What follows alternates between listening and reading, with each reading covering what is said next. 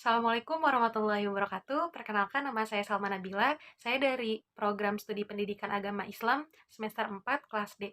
Di sini saya akan membahas mengenai filsafat pendidikan Islam tentang materi pendidikan multikultural. Pendidikan di Indonesia yang masyarakatnya terdiri dari berbagai macam ras, suku, budaya, bangsa, dan agama dirasa penting untuk menerapkan pendidikan multikultural. Kenapa? Karena tidak dapat dipungkiri bahwa dengan masyarakat Indonesia yang beragam inilah seringkali menjadi penyebab munculnya berbagai macam konflik. Pendidikan multikultural adalah strategi pendidikan yang diaplikasikan pada semua jenis mata pelajaran dengan cara menggunakan perbedaan-perbedaan budaya yang ada pada para siswa seperti etnis, agama, bahasa, gender, kelas sosial, ras, kemampuan, dan umur agar proses belajar menjadi efektif dan mudah. Pendidikan multikultural tidak hanya dipelajari dalam pendidikan normal saja, melainkan pendidikan multikultural itu harus dipelajari oleh masyarakat secara luas, secara non formal melalui berbagai macam diskusi ataupun presentasi agar dapat terciptanya masyarakat Indonesia yang tentram dan seperti firman Allah dalam Al-Quran surat Al-Hujurat ayat 13. A'udzu billahi minasyaitonir rajim. Bismillahirrahmanirrahim. Ya ayyuhan nasu inna khalaqnakum min dzakarin aw untha wa ja'alnakum syu'uban wa qabaila lita'arafu.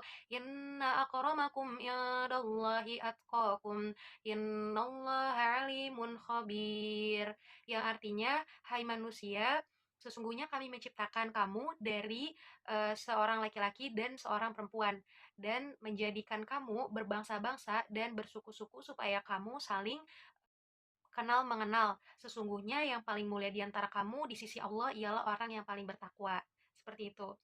Selanjutnya ada tujuan dan prinsip pendidikan multikultural. Tujuan pendidikan multikultural dalam UU Sidiknas ialah menambahkan sikap simpati, respek, apresiasi, dan empati terhadap penganut agama dan kultur yang berbeda. Tujuan utama dari pendidikan multikultural adalah untuk menanamkan sikap simpatik, respek, apresiasi, dan empati terhadap penganut agama dan budaya yang berbeda. Selanjutnya ada prinsip-prinsip pendidikan multikultural. Ada 3 prinsip pendidikan multikultural yang dikemukakan oleh Tilaar. Yang pertama, pendidikan multikultural didasarkan pada pedagogi kesetaraan manusia atau equity pedagogi. Yang kedua, pendidikan multikultural ditunjukkan kepada terwujudnya manusia Indonesia yang cerdas dan mengembangkan pribadi-pribadi Indonesia yang menguasai ilmu-ilmu pengetahuan dengan sebaik-baiknya. Yang ketiga, ada prinsip globalisasi, tidak perlu ditakuti bangsa ini terhadap arah serta nilai-nilai baik buruk yang dibawanya gitu. Jadi ketiga prinsip pendidikan multikultural yang dikemukakan oleh Tilaar menggambarkan bahwa arah dari wawasan multikulturalisme ini adalah menciptakan manusia yang pendekatan dan perubahan pandangan, wawasan, dan akal pikiran.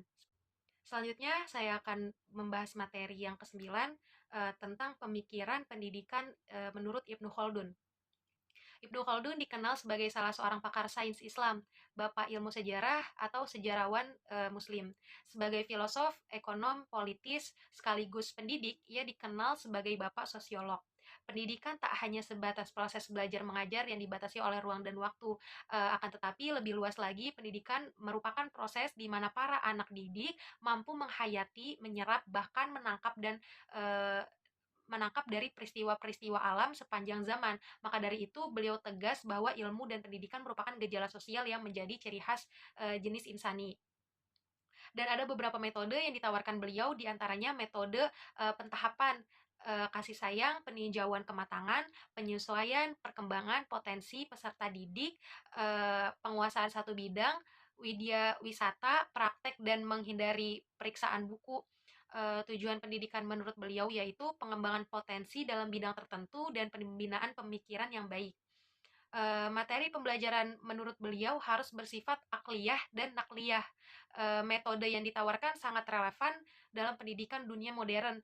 pemikiran beliau terhadap pendidikan bisa menjadi acuan dalam pendidikan dunia modern, sebab apa yang ditawarkan beliau sangat mengutamakan teori dan praktek dalam dunia pendidikan harus diterapkan dengan baik, khususnya pendidikan Islam. Sebab pendidikan harus bersumber dari Al-Quran, yang mana ajaran-ajaran Islam harus diterapkan terhadap realitas kehidupan. Selanjutnya, materi yang ke-10 mengenai pemikiran pendidikan menurut Muhammad Abduh. Dalam meningkatkan pemberdayaan itu, sistem pendidikan Islam, Muhammad Abduh menetapkan tujuan pendidikan Islam yang dirumuskannya sendiri, yaitu tujuan hakiki dari pendidikan adalah pendidikan akal dan jiwa, dan menyampaikan pada batas yang kemungkinan anak didik menemukan kebahagiaan yang sempurna.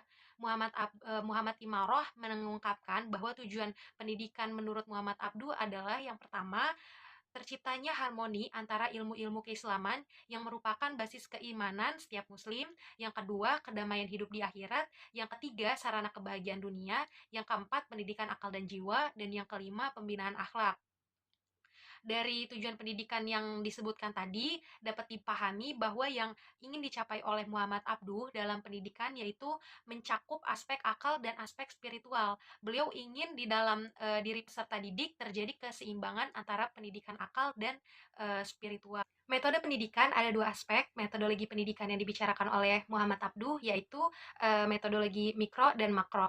Yang pertama, metode mikro atau metode mengajar sangat berkaitan erat dengan tujuan pendidikan, sehingga hal ini sangat penting untuk diperhatikan oleh guru. Adapun metode mengajar yang ditawarkan oleh Muhammad Abduh antara lain eh, metode pemahaman konsep, tanya jawab, pelatihan, keteladanan, dan cerita. Sedangkan yang kedua, metode makro sebagai suatu sistem dan suatu kesatuan organisasi yang dinamis di mana satu sama lain saling mempengaruhi. Sekolah sebagai suatu lembaga pendidikan merupakan organisasi yang terdiri dari individu-individu yang bekerja sama dan saling membutuhkan. Beberapa kontribusi pemikiran pendidikan Muhammad Abduh dalam pengembangan teori pendidikan Islam, diantaranya ada purifikasi, reformasi, dan reformulasi. Muhammad Abduh menghendaki bahwa kurikulum yang demikian adanya tingkat sekolah dasar, tingkat sekolah menengah, dan tingkat perguruan tinggi. Selanjutnya materi yang ke-11 yaitu mengenai pemikiran pendidikan menurut Ahmad Dahlan. Kiai Haji Ahmad Dahlan merupakan pendiri salah satu ormas besar di Indonesia, yakni Muhammadiyah pada tahun 1912. Ahmad Dahlan ini merupakan tokoh pembaharu yang konsen di bidang pendidikan dan sosial. Beliau juga mendirikan beberapa sekolah dan juga organisasi sendiri, yaitu Muhammadiyah. Awalnya organisasi ini diperuntukkan bagi masyarakat Yogyakarta. Pada tahun 1927 mengalami perkembangan dan menyebar luas di seluruh Pulau Jawa. Tujuan dari organisasi ini juga memajukan pendidikan dan ilmu pengetahuan di Hindia Belanda berdasarkan ajaran Islam dan meningkatkan kehidupan beragama di antara para anggotanya. Menurut Ahmad Dahlan, pendidikan seyoginya bisa memberi kesempatan dan peluang kepada peserta didik untuk sukses hidup di dunia dan akhirat. Oleh karenanya, tidak boleh ada sekularisasi dan dikotomisasi, dan materi yang mesti diajarkan menurut Ahmad Dahlan adalah pengajaran Al-Quran dan hadis. Membaca, menulis, menghitung, ilmu bumi, dan menggambar. Kiai Haji Ahmad Dahlan ini mencoba mengkombinasi ilmu-ilmu agama dan ilmu-ilmu umum. Tetapi pengajaran pertama tetap Al-Quran dan hadis. Ilmu umum hanya penunjang yang lain yang bisa mengantarkan kesuksesan umat Islam di dunia. Perumusan kurikulum spesifiknya hadir pada tahun 1936. Usaha yang diajarkan kepada peserta didik yaitu pendidikan moral, menambahkan akhlak yang baik berdasarkan Al-Quran dan hadis. Selanjutnya materi ke-12 yaitu mengenai pemikiran pendidikan menurut Kiai Haji Hashim Asy'ari. Beliau adalah salah seorang pahlawan nasional Indonesia yang merupakan pendiri Nahdlatul Ulama, organisasi yang terbesar di Indonesia. Secara garis besar peranan dan pengaruh beliau meliputi dua aspek. Yang pertama, aspek keislaman, dan yang kedua, aspek kebangsaan. Menurut beliau, keutamaan ilmu yang sangat istimewa adalah bagi orang-orang yang lillahi ta'ala, kemudian suci dan bersih dari segala sifat yang jahat dan aspek-aspek keduniawian. Salah satu karya beliau yaitu Kitab Adab Al-Alim wa Al-Muta'alim yang membahas tentang etika atau adab dalam mencari ilmu. Menurut beliau, upaya dalam mencari ilmu pengetahuan, yakni memanusiakan manusia secara utuh sehingga manusia bisa takwa kepada Allah Subhanahu wa taala dengan benar-benar mengamalkan segala perintahnya dan menegakkan keadilan di muka bumi. Beramal soleh dan maslahat pantas menyandang predikat sebagai makhluk yang paling mulia dan lebih tinggi derajatnya dari makhluk-makhluk Allah yang lainnya.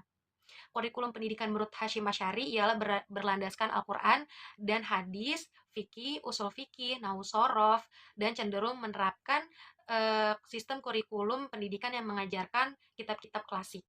Selanjutnya, materi yang terakhir yaitu pemikiran pendidikan menurut Persatuan Islam atau Persis. Persis adalah salah satu gerakan pembaharuan yang didirikan oleh Yusuf Zamzam, Komarudin, dan Abdurrahman. Organisasi Persatuan Islam ini bersemboyan kembali kepada Al-Quran dan Sunnah dengan maksud membersihkan Islam dari segala bid'ah, kufarat, syirik. Berdirinya organisasi Persis bertujuan untuk mengangkat umat Islam dari kejumudan berpikir dan ketertutupan pintu ijtihad. Pada dasarnya, perhatian Persis ditunjukkan terutama pada penyebaran faham Al-Quran dan Sunnah. Hal ini dilakukan melalui berbagai aktivitas, di antaranya dengan mengadakan pertemuan-pertemuan umum, tablik, khutbah, kelompok studi, tadarus, pendirian sekolah-sekolah pesantren, penerbitan majalah-majalah dan kitab-kitab, serta berbagai aktivitas keagamaan lainnya. Peranan Persis sebagai salah satu organisasi Islam sangatlah besar. Misalnya dalam bidang pendidikan, ia dengan menyelenggarakan kelas pendidikan akidah dan ibadah bagi orang dewasa. Persis juga mendirikan lembaga pendidikan kanak-kanak dan Holland Indies School atau yang disebut HIS, yang merupakan proyek lembaga pendidikan Islam, Pendis. Kemudian pada 4 Maret 1936 secara resmi Persis mendirikan pesantren Persis yang pertama dan diberi nomor 1 di Bandung. Dalam perkembangannya, Persis mengkoordinasi pesantren-pesantren dan lembaga-lembaga pendidikan yang tersebar di cabang-cabang Persis. Kemudian dalam bidang penerbitan, Persis banyak menerbitkan buku-buku dan majalah-majalah melalui penerbitan ini. Persis menyebarluaskan pemikiran dan ide-ide mengenai dakwah dan tajdid. Perkembangan selanjutnya, aktivitas Persis meluas ke aspek-aspek lainnya. Orientasi Persis dikembangkan dalam berbagai bidang yang menjadi kebutuhan umat, mulai dari bidang pendidikan tingkat dasar sampai tingkat pendidikan tinggi, dakwah, bimbingan haji, zakat, sosial, ekonomi, perwakafan, dan lainnya. Seperti itu, kurang lebihnya mohon maaf. Terima kasih. Wassalamualaikum warahmatullahi wabarakatuh.